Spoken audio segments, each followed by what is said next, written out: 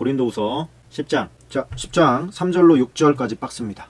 우리가 육신으로 행하나 육신에 따라 싸우지 아니하노니 우리의 싸우는 무기는 육신에 속한 것이 아니요 오직 어떤 견고한 진도 무너뜨리는 하나님의 능력이라. 모든 이론을 무너뜨리며 하나님 아는 것을 대적하여 높아진 것을 다 무너뜨리고 모든 생각을 사로잡아 그리스도에게 복종하게 하니 너희의 복종이 온전하게 될 때에 모든 복종하지 아니하는 것을 벌하려고 준비하는 중에 있노라. 자, 여기서 보니까 우리가 육신으로 행하나 육신에 따라 싸우지 아니한다 그랬습니다. 우리의 싸우는 무기는 육신에 속한 것이 아니다. 다시 말하면 영적인 것이다. 근데 그 영적인 무기는 어떠한 견고한 진도 무너뜨리는 하나님의 능력이라. 그러면서 모든 이론을 무너뜨리고 모든 이론을 무너뜨리면 이건 무슨 얘기냐면 이러쿵저러쿵 얘기하는 것이 의미가 없게 만들어 버리는 이런 뜻이에요. 그러니까 우리가 교회 공동체 안에서도 또 교회사에 이렇게 들어오게 되면 능력은 하나도 없는데 이 말로 막 죽여버리는 사람들 있지 않습니까? 그런 것들 사도 바울이 너희 말이 아니라 내가 가가지고 너희가 진짜 너희가 능력이 있는지 내가 확인해 볼 거다 이런 말을 하지 않습니까? 하나님의 나라는 말에 있지 않고 능력에 있는데 그 능력의 근원이 그 원천이 우리에게 있는 것이 아니라 하나님에게 있는 것입니다. 그 사단의 진 여기에서 보면 어떤 견고한 진 이게 나오는데 이 어떤 견고한 진이란 게 뭐냐면 사단이 꽉 잡고 있는 사단이 아주 진치고 있는 뭐 이런 의미로 우리가 받으면 되겠습니다. 그 인간보다 강력한 게 사단이잖아요. 인간은 연약하거든요. 사실 하나님이 계시니까 우리가 하나님 백으로 사는 거지 사단이 우리를 영적인 존재 우리보다 차원이 훨씬 높은 존재인데 우리가 사단을 어떻게 이깁니까? 그런데 그 사단이 주름 잡고 있었던 그 진을 파하는 강력이 어디에서 오느냐? 하나님으로부터 온다는 거예요. 하나님으로부터. 그래서 하나님의 능력이라 모든 사단의 견고한 진도 무너뜨리는 하나님의 능력. 자, 이 하나님의 능력으로 우리는 일한다. 그런데 그러면은 궁극적으로 하나님의 능력이라는 게 뭐냐? 사단의 진들을 다 파하고 회파시키고 그 사단에게 매였던 자들을 풀어낼 수 있는 그 능력. 그거 어디에서 오는 거냐? 성령님으로부터 오는 것입니다. 사단의 세력을 멸하는 강력한 우리의 무기는 성령님이다. 이렇게 결론 낼 수가 있겠습니다. 그 옆에 쓰실 때 스가랴서 4장 6절을 이렇게 써놓으시고 만군의 여호와께서 이르시되 이는 힘으로 되지 아니하며 능력으로 되지 아니하고 오직 나의 영으로 되느니라. 그러니까 하나님의 영 그게 뭐예요? 성령이죠. 성령님의 능력으로 인간의 힘으로 할 수 없는 능력으로 할 수 없는 그것도 성령께서 하시면 된다. 성령께서 하시면 오직 성령만이 이 보이지 않는 세계를 평정하시는 거룩한 능력이다. 이렇게 생각을 하시면 되겠습니다. 자, 우리 17절 18절로 가보겠습니다. 17절 18절은 밑줄입니다. 자랑하는 자는 주 안에서 자랑할지니라. 옳다 인정함을 받는 자는 자기를 칭찬하는 자가 아니요 오직 주께서 칭찬하시는 자니라. 자, 여기는 밑줄입니다. 자, 자랑하는 자라고 하는 게 뭐냐면 이 고린도 지역에 지금 문제가 생긴 거예요. 고린도 교회가 지금 복잡한 겁니다. 여러 가지 복잡한데 그 복잡한 그 원인이 뭐냐면 사람이 자기 자랑을 막 하는 거예요. 교회에서의 어떤 그 자기 영향력을 높이고 사람들로부터의 존경과 어떤 사랑을 받고자 하는 그런 인간적인 마음이 있다 보니까 사회에서나 통용되는 그런 자신의 어떤 재산이라든지 아니면 학식이라든지 이런 것들을 교회에 자꾸만 도입을 시키는 거예요. 그러다 보니까 네가 더 세냐 내가 더 세냐 네가 더 많이 가졌냐 뭐 내가 더 많이 가졌냐 네가 돈이 더 많냐 내가 학식이 더 높냐 이런 문제들로 이 고린도 교회가 아주 복잡한 거예요. 거기에 대해서 일침을 가하는 거죠. 세상 자랑 얘기하지 마라. 세상 자랑하지 말고 주 안에서 자랑하라 라고 하는 것은 뭐냐면 주님께서 너에게 하신 일을 자랑하라 그런 뜻입니다. 주님께서 나를 들어서 어떻게 사용하셨는지 또 주님께서 나를 어떻게 하셨는지 이거에 대해서만 자랑하고 네가 얼마나 가졌네 학식이 얼마나 높네 얼마나 잘났네 이런 것들은 교회에서 얘기하지 말아라 그런 이제 말씀이신 거죠. 주님이 하신 일들을 자랑해라. 요즘으로 하자면 하나님께서 저에게 어떤 은혜를 베풀어 주셨는지에 대해서만 자랑을 하려면 그것만 자랑을 하고 세상적으로 세상에서 볼 때 내가 뭐 어떤 사람인지 알아 뭐 이런 우쭐의식 그거 교회에서는 하지 마라. 그러면서 뭐라고 하는 겁니까? 옳다 인정함을 받는 자는 자기를 칭찬하는 자가 아니다. 자기 스스로가 내가 어떤 사람인 줄 알아? 라고 하는 의미는 그런 거는 교회에서는 의미가 없다. 교회에서는 누구만 중요하냐? 주께서 칭찬하시는 사람, 주께서 칭찬하시는 자만, 그것만 의미가 있다. 할렐루야죠. 네. 그 고린도서 4장을 가지고 지금 이번 주 말씀을 준비하고 있는데, 거기에 보면은 맡은 자들에게 구할 것은 충성이니라 그런 말씀 하잖아요. 그런데 맡은 자들에게 구할 것은 충성이다. 그러면서 사도 바울이 뒤에다 덧붙인 말이 뭐예요? 다른 사람들이 나를 판단하는 거 그거 중요한 거 아니야. 나도 나를 판단하지 않는다. 그것도 중요한 것이 아니기 때문이다. 사람들이 나를 어떻게 보는가는 중요한 게 아니고 내가 나를 어떻게 보는가도 중요한 게 아니야. 중요한 것은 하나님이 나를 어떻게 보는가, 그것만 중요해. 할렐루야죠. 똑같은 말씀 하시는 겁니다. 지금 네가 너를 칭찬한다고 해서 그게 진짜 칭찬이 되는 게 아니야. 우리의 결론은 어디예요? 하나님 보좌 앞에 아닙니까? 하나님의 심판대 앞에서 칭찬을 받을 거냐, 매질을 당할 거냐, 책망을 받고 버림받을 거냐, 영원한 안식처로 들어갈 거냐, 그 자리에서 주님의 평가만 중요한 거예요. 그러니까 우리에게 있어서 사람들의 평판이나 또 내 자신이 나에 대해서 자부심을 갖고 있든지 아니면 자기 비하를 하든지 그건 상관없어요. 그런 거 의미가 없다는 얘기예요. 의미가.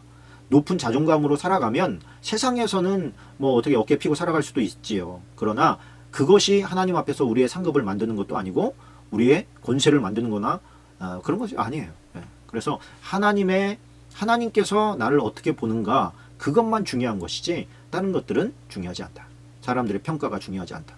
너 자신을 높이는 거 의미 없다. 사람들이 자꾸만 자기를 높이려고 하는 그 마음, 그 생각에서 참 벗어나는 게 그게 쉽지가 않습니다. 그러나 우리 주변에 성경 공부를 하고 있는 저와 여러분들은 그것에서 좀 넘어섰으면 좋겠습니다. 자, 11장으로 넘어가겠습니다. 11장 14절과 15절은 이것은 이상한 일이 아니라 그 행위대로 되리라까지. 좀 밑줄을 좀 박스입니다. 박스요. 이것은 이상한 일이 아니라 사탄도 자기를 광명의 천사로 가장하나니 그러므로 사탄의 일꾼들도 자기를 의의 일꾼으로 가장하는 것이 또한 대단한 일이 아니니라. 그들의 마지막은 그 행위대로 되리라. 자, 이제 이게 다 진짜 같아도 속이는 사기꾼이 있다 이거예요. 속이는 사단의 속임수가 있다. 그 왜 그러냐? 이거 고린도 교회에 광명의 천사로 가장한 사단에게 넘어간 교인들이 많았더라는 거예요. 이 사람들이 고린도 교회에 막 은사들이 많이 나타나잖아요. 많이 나타나는데 그 은사들 가운데서 다 하나님께로부터 온 게 아니라 어떤 은사, 어떤 것들은 사단으로부터 온 것들이 있는데 그 사단이 사단의 형상으로 나타나면 금방 분별이 되겠지만 광명의 천사로 변장을 해가지고 메시지를 준단 말이에요. 그러니까 속는 거예요. 그러니까 진짜도 천사로부터 메시지를 받고 가짜도 천사로부터 메시지를 받는다. 그러면 그걸 어떻게 구분을 할 거예요? 열매를 보고 구분을 해야 되는데 열매는 약간의 시간이 걸려요.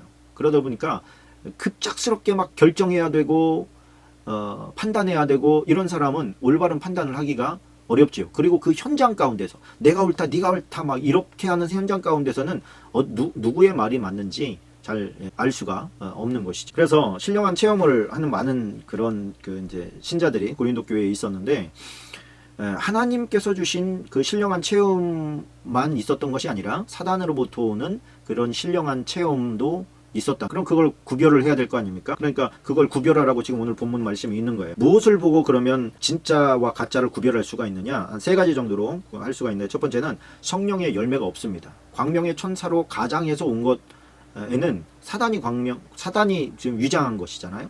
그러니까 사단은 결국 선한 열매를 맺게 할 수가 없어요. 성령의 열매들이 드러나지 않습니다. 사단으로부터 온 것은 자기 꼬라지가 그렇기 때문에 늘 자기 자신을 드높이려고 그래요. 자기 자신을 드러내요. 그러니까 사단으로부터 온 어떤 메신저들은 자기 자신을 드러냅니다.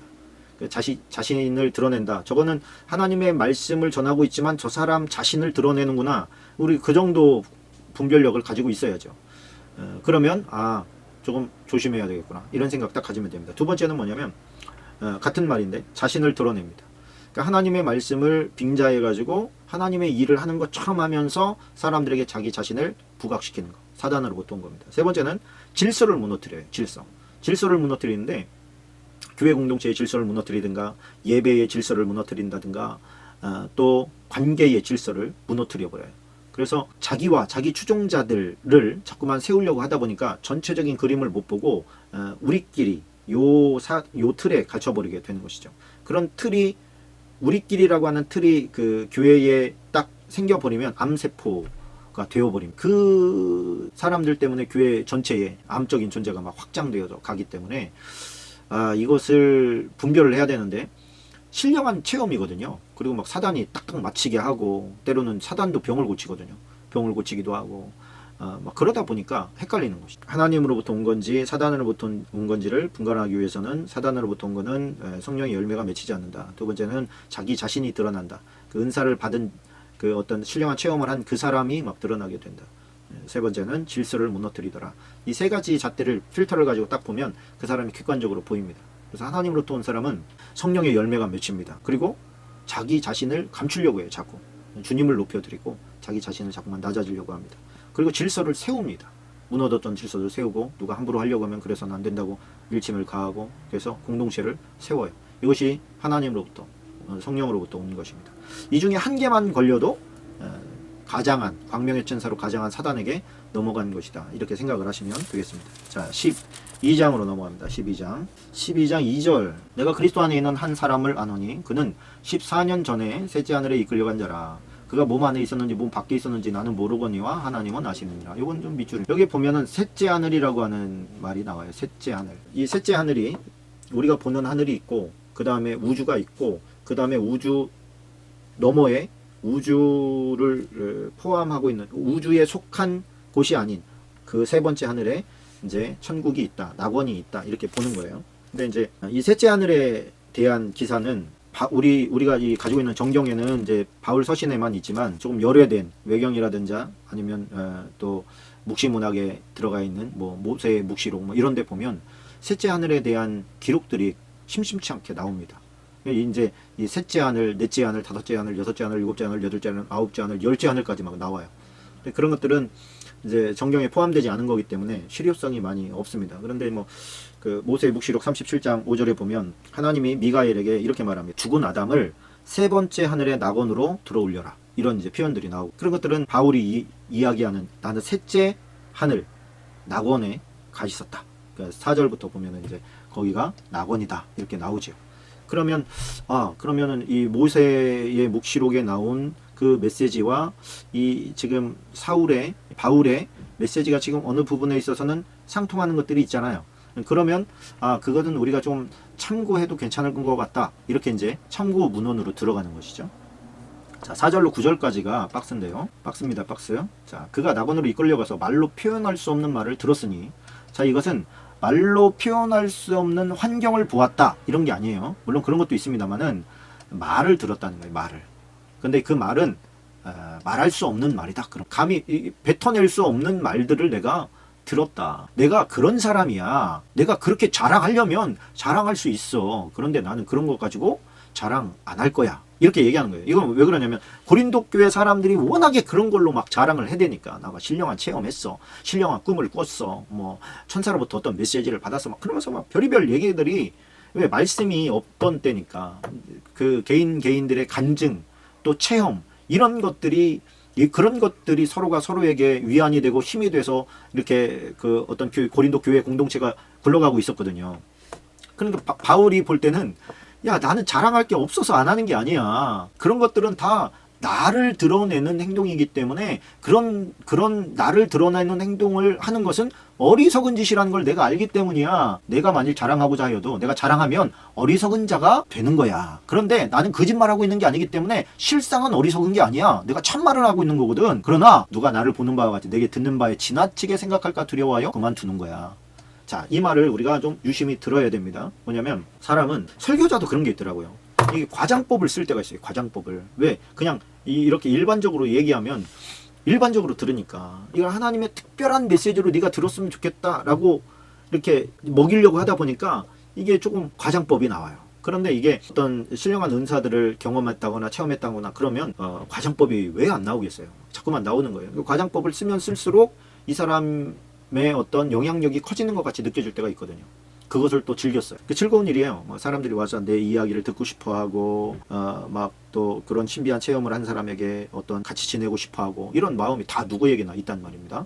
그러다 보니까 아나니아와 삽비라처럼 저 사람만 그런 있는 게 아니야. 나에게도 있어. 이러면서 자기 안에 있는 것들을 끌어내는데 그것이 겸손과 그 온유함에서 전체의 유익과 질서를 세우고 공동체를 세워나가기 위한 게 아니라 내 인기를 높이기 위해서 저 사람만 있는 거 아니야. 나에게도 있거든. 나에게도 얘기할 게 많아. 막 그러면서 이제 쏟아내기 시작하는 모습을 보고 문제가 생기기 시작한 거예요. 그 모습을 보고 이제는 바울이 그런 거 하지 마라. 그런 거 하지 마라. 나도 자랑할 게 많다. 그러나 상상의 나래를 펴서 오히려 그것이 복음으로부터 벗어나는 그런 어떤 행위가 될 수 있는 소지를 주지 않기 위해서 나 하지 않아. 오히려 경험이 많으면 많을수록 그 사람에게는 하나님께서 주시는 가시도 있어. 뭐 그런 얘기예요. 그래서 이런 여러 계시를 받은 것이 지극히 크므로 너무 자만하지 않게 하시려고 내 육체의 가시 곧 사탄의 사자를 주셨으니 이는 나를 쳐서 너무 자만하지 않게 하려 하심이라. 그렇게 이야기를 하는 것이죠. 우리는 그냥 이것을 믿어야 할 줄로 압니다. 왜 그러냐면 우리가 너무 많은 은사를 받고 은혜를 받았는데 교만해져서 교만하면 하나님께서 버리시거든요. 패망할 수밖에 없거든요. 영적으로도. 그러려니 차라리 입을 함구하는 것이 더 낫겠지 않습니까? 물론 그 어떤 신비로운 그런 경험을 하고 나서 입을 다물기가 이게 쉬운 일은 아니지. 너무 어려운 일입니다. 그럼에도 불구하고 사도 바울의 어떤 본을 받아서 내가 절제한다. 말할 수 있는 것도 절제한다. 이 삼층천 세 번째 하늘에 올라갔던 거 얼마나 궁금해요 우리가. 아니 좀 웬만큼 소스라도 좀 주면 이렇게 궁금한 게 확 풀릴 텐데 말이죠. 그 조그만 걸 하지 않잖아. 큰 은혜를 받은 사람은 또 큰 고통도 있는 것 같습니다. 다 100%만 모든 것이 다 만사 형통 이런 것은 아닌 것 같다는 거죠. 그래서 그 내가 알고 있는 그것을 다 얘기한다고 해서 다 도움이 될 거라고 생각해서는 안 된다. 뭐 이런 교훈이 좀 있는 것 같습니다. 우리가 얘기를 하다 보면 할 얘기들이 다 있잖아요. 근데 그거 영적인 어떤 민감성이 필요하죠. 주님 제가 이것을 좀 얘기를 할까요 말까요? 대부분은 말을 안 하면 탈이 안 나. 근데 말을 하면 탈이 나요. 여러분들 아실 겁니다. 그래서 하나님 제가 말에 그 절제를 주십시오. 절제를 주십시오. 10절도 좀 10절은 밑줄을 좀 빨간 밑줄을 좀 쳐놓고 갔으면 좋겠습니다. 그러므로 내가 그리스도를 위하여 약한 것들과 능력과 궁핍과 박해와 권고를 기뻐한다. 이는 내가 약한 그때의 강함이기 때문이라. 자, 요 말씀도 참 감동이 됩니다. 무슨 얘기냐? 바울이 지난번에 얘기할 때 내가 자랑한다면 나의 약한 것들을 자랑하리라. 자랑이 아닌 것이죠. 자기의 수치를 드러내겠다는 거예요. 뭐를 위해서? 주님의 영광을 위해서. 그러니까 내가 예를 들어서 바울이 나는 예수님을 믿는 사람들을 잡아 가두고 죽이고 핍박하던 사람이었어. 이것은 수치스러운 일이잖아요. 창피스러운 일이잖아요. 그런데 그 창피스럽고 수치스러운 것을 얘기를 하는 이유가 뭐예요? 이런 나까지도 주님은 사랑하셔서 찾아오시고 나에게 말씀해 주시고 나에게 다시 일어나서 내가 핍박했던 그 예수님을 위해서 살아갈 수 있는 존재로 나를 만들어 주셨어. 그러면 그거의 핵심은 포인트, 영광은 자기에게 있는 게 아니죠. 예수 그리스도에게 있는 것이. 그것을 위해서 드러내는 나의 약함을, 나의 부족함을, 부끄러움을 고백하는 거. 나의 부끄러움을 감추게 하는 게 사단의 습성이에요. 너는 왜 창피하게 그런 걸 말하냐? 이렇게 얘기할 때 그 부끄러운 것을, 수치스러운 것을 감추는 것은 뭐냐면 내가 아직도 살아있다. 내가 아직 살아있어가지고 내가 수치스러운 건 나 견딜 수가 없어. 그건 뭐냐면 나는 아직도 안 죽었어. 그런 거예요. 나의 수치스러운 것을 벗어서 다 벗어버리고 그냥 하나님 앞에서 뛰놀 때는 창피한 걸 몰랐거든요. 자기 것을 수치를 갖다가 가리기 시작할 때 비로소 죄가 시작된 거예요. 많은 사람들이 위선 떨기 시작하고 가식스럽게 바뀌기 시작한 거예요. 하나님 앞에서 네 죄를 짓고 해라. 꾸미지 말고 리얼하게 하나님 앞에 고백해라. 그런 거거든요. 자꾸 꾸며요. 하나님 앞에서도 위선 떨어요. 내가 다 나쁜 건 아니잖아요. 이렇게 나간다고. 우리는 오히려 우리의 그 약함을 고백할 때 더 많은 사람들을 얻게 되는 것을 알게 됩니다. 더 많은 사람들을 얻어요. 아, 저 사람도 그런 실수를 했구나. 저 사람도 그런 아픔이 있구나. 그런 죄를 졌었구나. 그럼에도 불구하고 저 사람이 하나님으로부터 쓰임받는 걸 보니까 나도 기회가 있겠다. 그렇죠. 나 같은 놈이 무슨 주님의 일을 해요. 그런 게 아니죠. 그래서 깨진 항아리 증후군이라고 해야 되나? 뭐 그런 거 있잖아요. 지게 메고 가는데 한쪽은 빈틈이 하나도 없어서 물이 안 흘러요. 근데 한쪽은 그 실금이 가가지고 항아리에 약간의 그 물이 새요. 약간 물이 새서 그 집까지 가지고 오게 되면 반절 정도가 없는 거예요. 그래서 항아리가 이제 뭐 그냥 스토리니까 나 깨져가지고 이렇게 당신의 수고를 헛되게 합니다. 나 그냥 버리시고 다른 항아리, 새 항아리를 사용하세요. 이렇게 이제 얘기했더니 그 주인이 항아리한테 야, 네가 걸어온 길을 한번 봐라. 그리고 봤더니 한쪽에는 아무 일도 없는데 길이, 한쪽에는 여러 가지 씨가 떨어져서 그 꽃도 자라 있고 풀들도 자라 있고 뭐 이쁜 거예요. 저게 네가 오면서 흘린 조금의 물들이 모여가지고 이 길이 이렇게 아름다워지게 된 거야. 이쪽에 한 방울도 안 흘린 이 항아리를 보거라. 이쪽은 아무 일도 일어나지 않았어. 자, 이제 그것이 어떤 우리에게 교훈을 주는 메시지라고 생각합니다.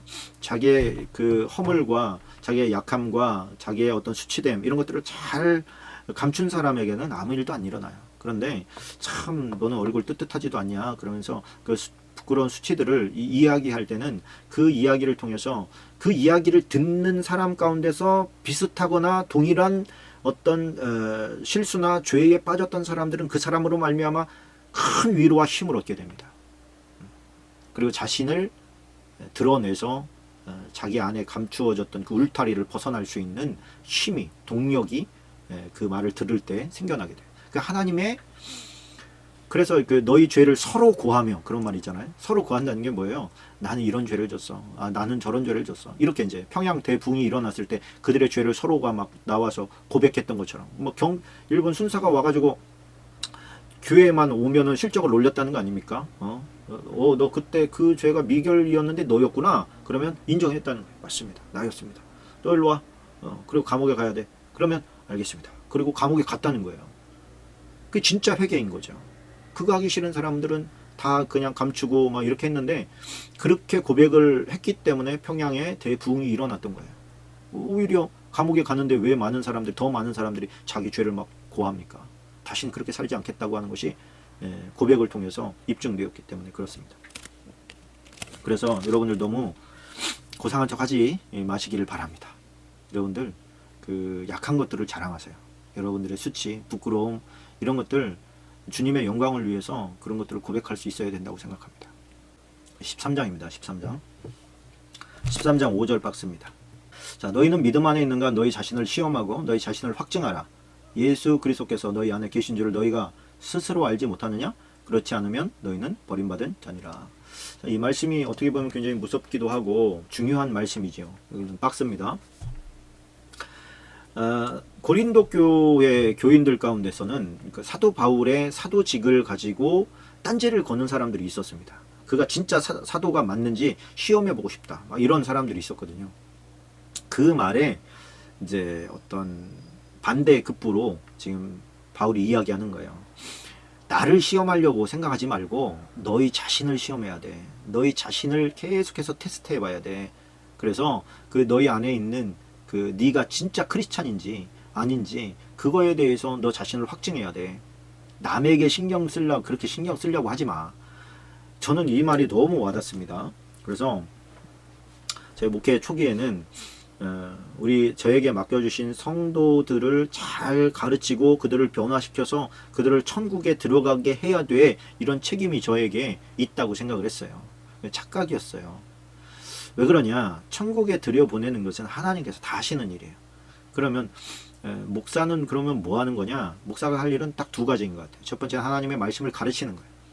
가르치는 거예요. 그냥 가르치면 그 가르침을 통해서 성령께서 그 말씀을 가르치는 거잖아요. 말씀을 가르치면 그 말씀을 성령께서 역동시켜 가지고 그 사람을 변화시키는 거예요. 그래서 변화가 안 돼. 그러면 아직 성령의 때가 아니다. 이렇게 받아야죠. 무의미하다. 아무리 가르쳐도 소용이 없구나. 변화가 안 되는구나. 내가 하는 짓은 이거 말짱할 것이야. 이게 아니에요. 나는 전할 사명을 받은 것이지 그 사람을 회심시키거나 변화시키거나 그 사람을 천국 보내게 하는 것은 내 임무가 아니에요. 그건 내가 할 일도 아니고 나에게 맡겨진 것은 그냥 말씀만 전하는 거예요. 그리고 똑같은 비중으로 더 중요한 것이 하나가 더 있는데 그게 뭐냐면 나 자신을 지키는 거예요. 나 자신을 말씀이 시키는 대로 살아내는 거예요. 그런 각도에서 목사는 특권인 거예요. 왜? 말씀을 계속 읽을 수밖에 없어. 말씀을 가르치기 위해서 제일 먼저 내가 은혜를 받고 제일 먼저 그 말씀에 사로잡히고 그 말씀이 나에게 오는 그 타격을 내가 얻을 수밖에 없어요. 그러다 보니까 그게 복인 거예요. 그래서 목회자는 저 사람들, 우리 성도들을 변화시키는 것보다 사실은 자기 자신이 나한테 적용시켜서 내가 변화되는 것이 훨씬 더 복되고 빠른 길이라고 생각을 합니다. 그것이 또 목적이고. 그래서 다른 사람에게 그렇게 신경 쓰지 마라. 너 자신한테 집중해라. 또 이 말씀을 원문, 그 헬라어 원어를 그냥 직역을 하면 이런 말씀이 됩니다. 예수 그리스도께서 너희 안에 계시지 않으면 너희가 버리운 자라는 사실을 너희 스스로 알지 못하느냐? 라는 거예요. 다시, 예수 그리스도께서 너희 안에 계시지 않으면 너희가 버리운 자라는 사실을 너희 스스로 알지 못하느냐? 그게 이제 직역한 겁니다. 그래서 우리 스스로가 예수 그리스도가 내 안에 계신지에 대해서 계속해서 질문해요. 그 질문보다 더 좋은 것은 주님과 교제하면서 사람을 묻고 또 주님의 얘기를 들으려고 하고 주님을 생각하고 또 말씀에 대해서 묻고 때로는 찬양을 드리고 이런 행위 자체가 하나님과 교제하고 교통해 나가는 것이죠. 그런 사람에게는 너 구원받았냐? 이렇게 물었을 때 갈등할 여지가 없죠. 그러나 또 그런 사람이라 할지라도 두려움을 가지고 내가 이렇게 애쓰긴 하지만은 내가 또 교만해지고 타락하면 금방 또 내가 변질될 수 있지. 이런 어떤 두려운 마음, 하나님으로부터 떨어지면 어떻게 하나, 버림받으면 어떻게 하나 라고 하는 두려운 마음. 그 마음도 주님은 나를 절대 버리지 않으셔. 나를 반드시 책임지셔. 나를 끝끝내 천국으로 인도하셔. 이것과 동일한 어떤 무게로 가지고 있어요. 두 가지 마음을 다. 그게 경외입니다. 이것도 8절도 여러분들이 옆에다가 이렇게 좀 써놨으면 좋겠습니다. 우리는 진리를 거슬러 아무것도 할 수 없고 오직 진리를 위할 뿐이니, 이 말의 뜻이 뭐냐면 하나님의 자녀는 진리를 벗어나는 일은 아무것도 할 수 없어야 한다는 뜻. 그러니까 말씀을 벗어나는 일은 할 수 없어야 된다. 그게 진짜 하나님의 자녀의 의무이자 특권이죠. 말씀이 가르치고 있으니까. 말씀의 가르침을 못 받은 사람은 몰라서도 지킬 수가 없지만 일단 가르침을 받은 사람은 그 받은 가르침 때문에 그대로 실천할 수 있잖아요. 그것이 우리에게 특권이라는 것이죠. 자, 오늘 13장까지 다 마쳤습니다. 여기까지 하도록 하겠습니다.